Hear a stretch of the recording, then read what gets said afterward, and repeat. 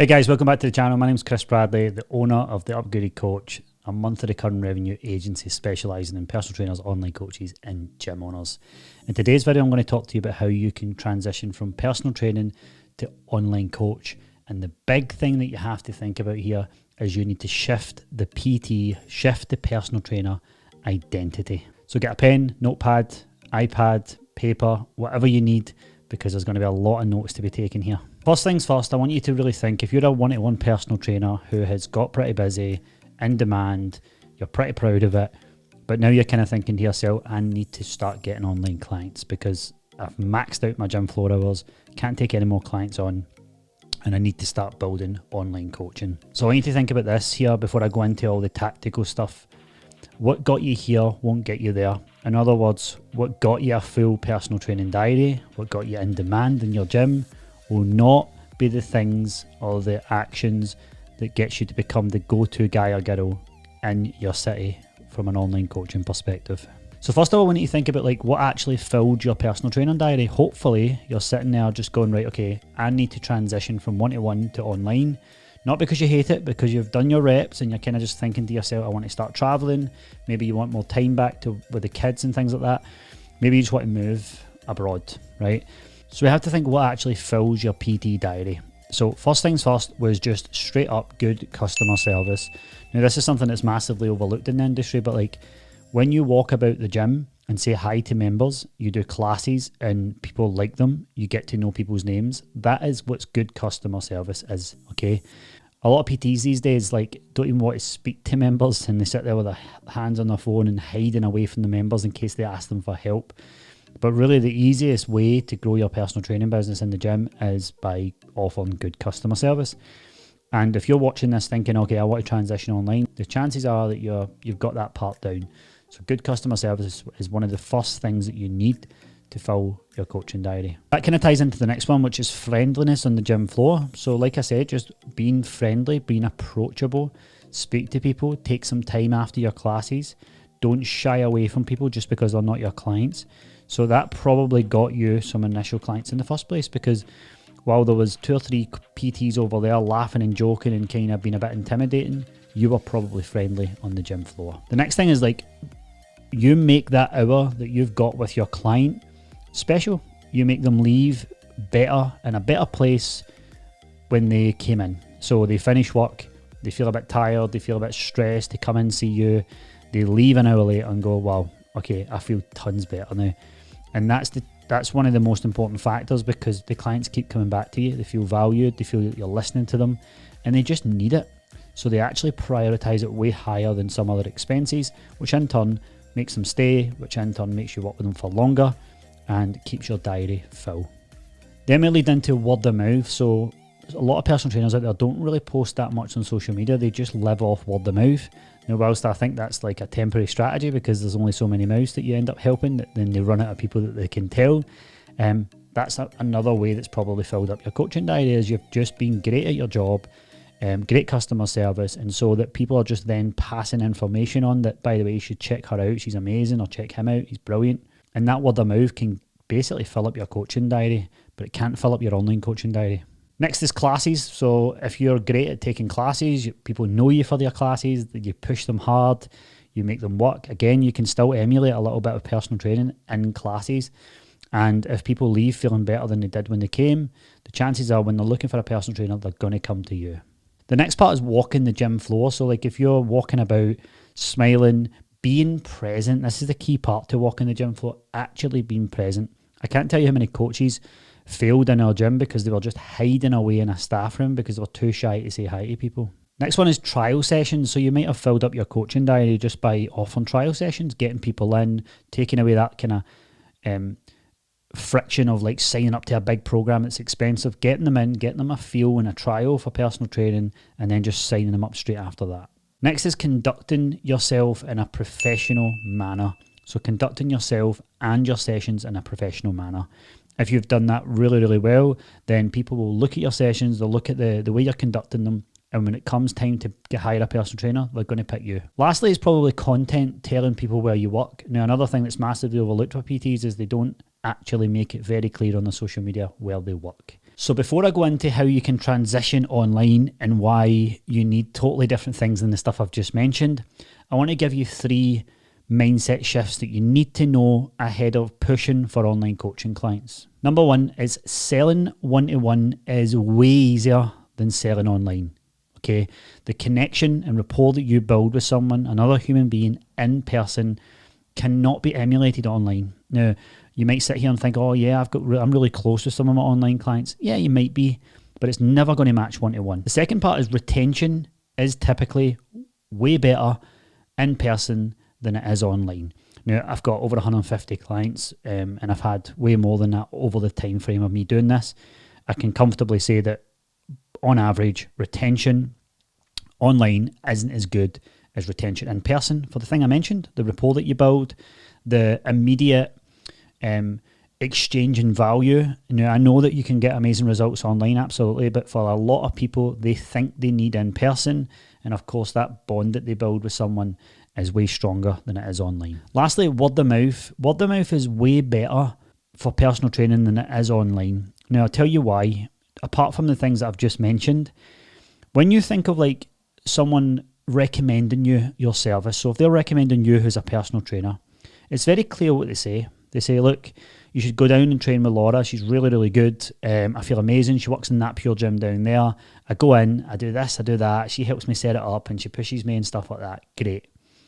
On the other hand, it's like, oh, you're training with a coach? Yeah, I've got an online coach. All right, what is that? How does that work? Can you imagine them trying to explain online coaching? They don't know how to. It's like Chinese whispers.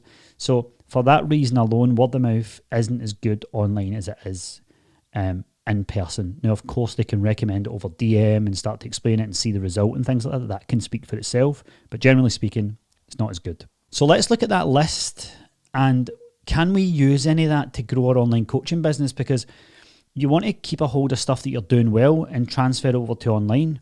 So what stuff can we actually copy over? Well, let's look at what we can. Great customer service. Now, of course, you can have great service communication with people online, but you can't actually portray great customer service in person. It's impossible because you're not going to see the people. Friendliness on the gym floor's out. Making people leave that hour better than they came in is out.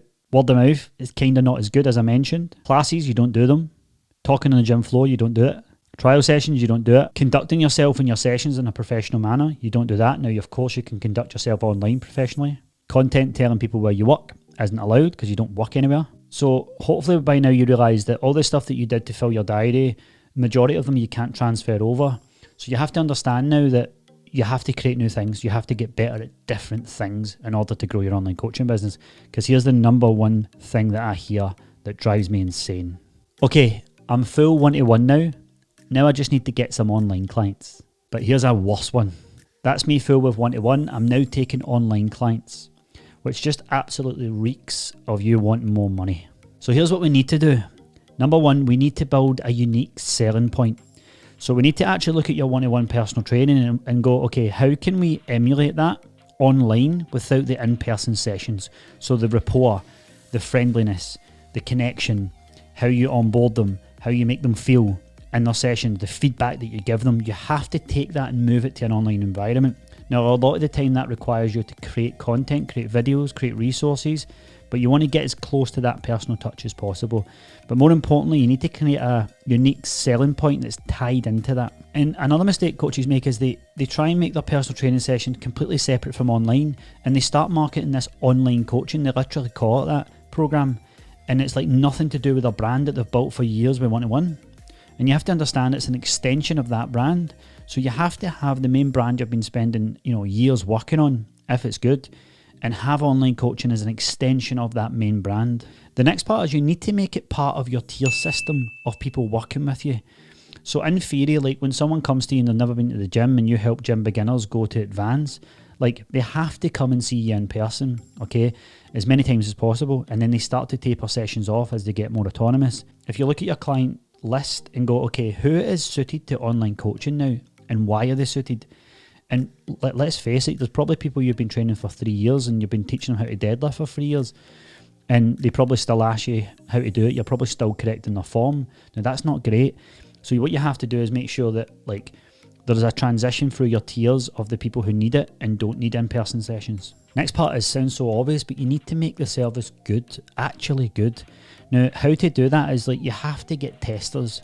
So like if you're been one-to-one coaching for years and the online thing is just alien to you, you have to create a program for online as an extension of your brand and get some people testing it. So get your one-to-one clients to test it out and see how they find it. Like, okay, if you never had these sessions, how would you feel about this service as a whole? Get some feedback. And lastly, and probably the most important of all, you have to build systems. Okay, so if you imagine the journey right now working with you in person, they come to your gym, you say hi to them, you sit them down, you have a consultation with them, and then you sign them up. And then a couple of days later, you have a session with them, they feel great, you ask them how their family is, you ask them how work is, they maybe check in like a couple of days later, then they see you a couple of times a week after that, and you start to really build up this picture of what their life's like, nutrition, lifestyle, training. You have to have those systems in place for online.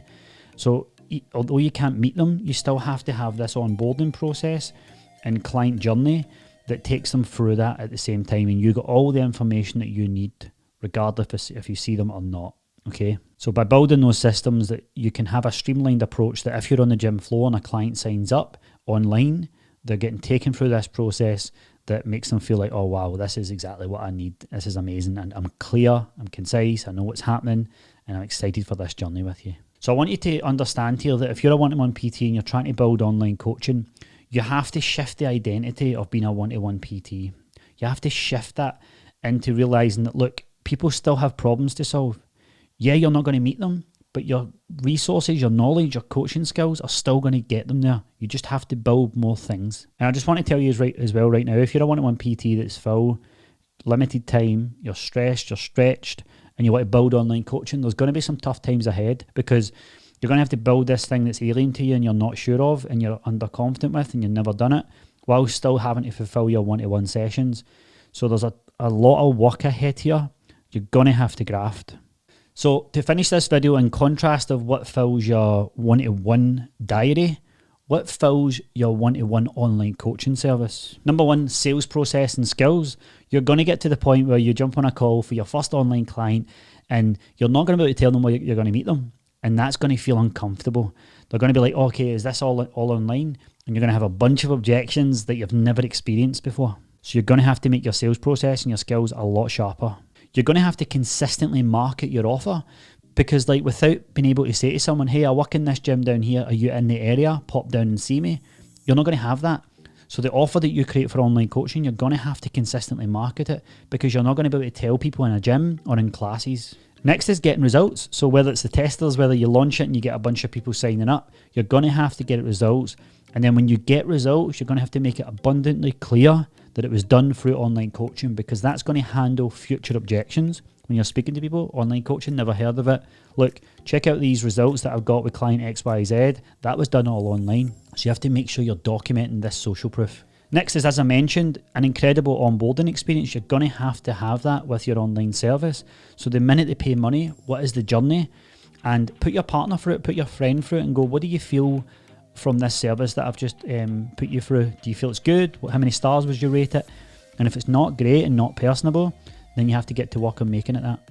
Next, you're going to have to build a great community, a place online where your online clients go to share, engage, motivate each other, because again, you're not going to have that same connection one-to-one that you do in person. Second last is conducting yourself professionally online. I can't tell you how many coaches I see, just because they work online, they let their standards drop so much. They're sitting there talking on their stories, wearing their house coat, not a dressing gown, and they're acting so unprofessional, and they forget that there's thousands of people watching them. And what it does is it portrays to them that this person's just doing this as a hobby. Now, I see this in person as well, to be honest, in gyms, the way that personal trainers kick about. But if you want to build an online coaching service you're serious about, you need to conduct yourself professionally online. And that's how you appear in your stories. That's the content that you put out there. Because otherwise, your product does not look premium. And then when you go to tell them the price, they're like, that doesn't match up with what I see. Lastly, you have to build a bulletproof CRM. A CRM is a client relationship manager where you are tracking every part of your client's journey. Their name, their birthday, their price point, their future price point, their results, if they're green, amber, red, what diet phase they're going through. I mean, everything to do with that client.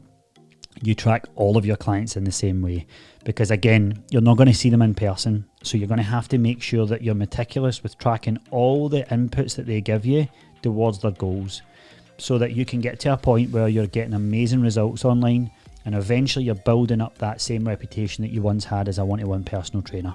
So that's it. Remember what I said, what got you here won't get you there in relation to being a one-to-one PT. You got busy, you're in demand, but it's an entirely different thing to become an online coach.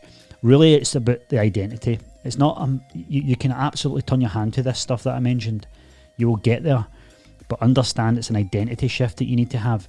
If you've been marketing as a PT for a number of years, which you should be, the very thing that got you busy will actually handicap you a little bit as you transition to online, because you're changing people's perception of you. You're changing that identity away from PT to online coach. And once you do that, like, you'll start to build momentum, you'll start to grow your online coaching business. And that's it. Hope you enjoyed this video. There'll be a ton more videos like this coming. Obviously, if you want to support the channel, subscribe, click the links below in the description. Let somebody else know that this video was valuable if you found it valuable, and I'll see you in the next one.